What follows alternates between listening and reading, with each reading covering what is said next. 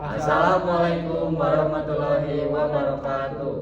Kami dari kelompok 7 ingin mempresentasikan dan menjelaskan sedikit tentang storyboard kami. Sebelumnya, perkenalkan nama saya Talsa Febiola Prajadinata. Saya Mas Pati General Hakim. Saya Sonia Melita Murti. Dan saya Wirabuana Saputra. Presentasi ini kami akan mulai dari alasan kami memilih storyboard ini.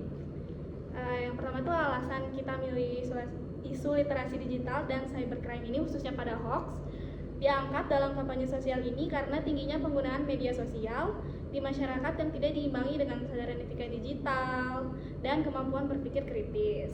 Penyebaran hoax telah menyebabkan berbagai dampak negatif, mulai dari kesalahan informasi, kepanikan sosial, hingga konflik yang mengancam integrasi bangsa.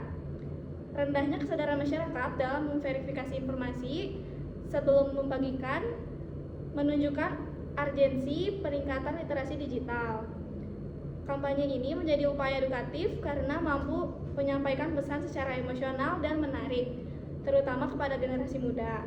Selain mendukung gerakan nasional melawan hoax yang digagas pemerintah, kampanye ini juga relevan secara akademik dengan landasan teori literasi digital, etika komunikasi, konvergensi simbolik, dan pembelajaran sosial.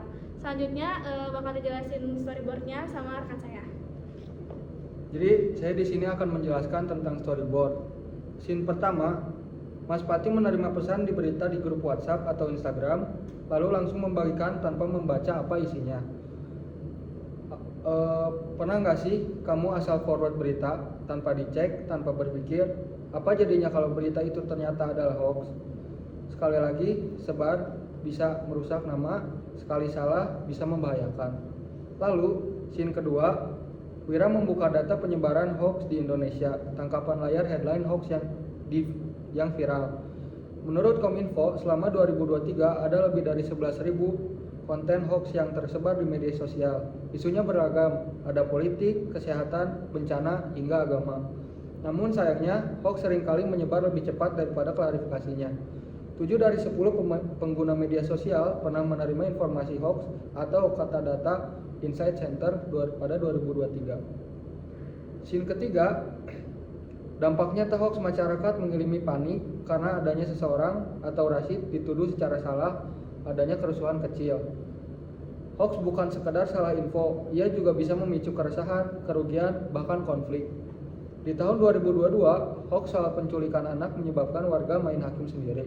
Korban bukan pelaku, tapi ia tetap luka dan trauma. Selanjutnya, scene 4 akan dijelaskan oleh Wira. Dan selanjutnya ada scene 4. Kalsa dan Mas Pati membuka tips mengecek fakta, gunakan situs valid dan juga mengajar untuk berpikir kritis. Cek dulu sebelum klik, cek dulu sebelum sebar. Gunakan tools seperti cekfakta.com, turnbackhoax.id, atau cek langsung ke sumber resmi. Dan selanjutnya ada scan 5. Rashid menghapus berita hoax yang hendak ia sebar lalu tersenyum lega. Satu jari bisa jadi senjata, tapi juga bisa menjadi penyelamat. Yuk jadi media sosial tempat yang aman dan cerdas untuk semua. Quote, saring sebelum sharing demi informasi yang mencerahkan. Selanjutnya ada distribusi AI. Karena kami mendapatkan storyboard ini, kami juga menggunakan AI baik dalam pengeditan ataupun mencari referensi yang lebih.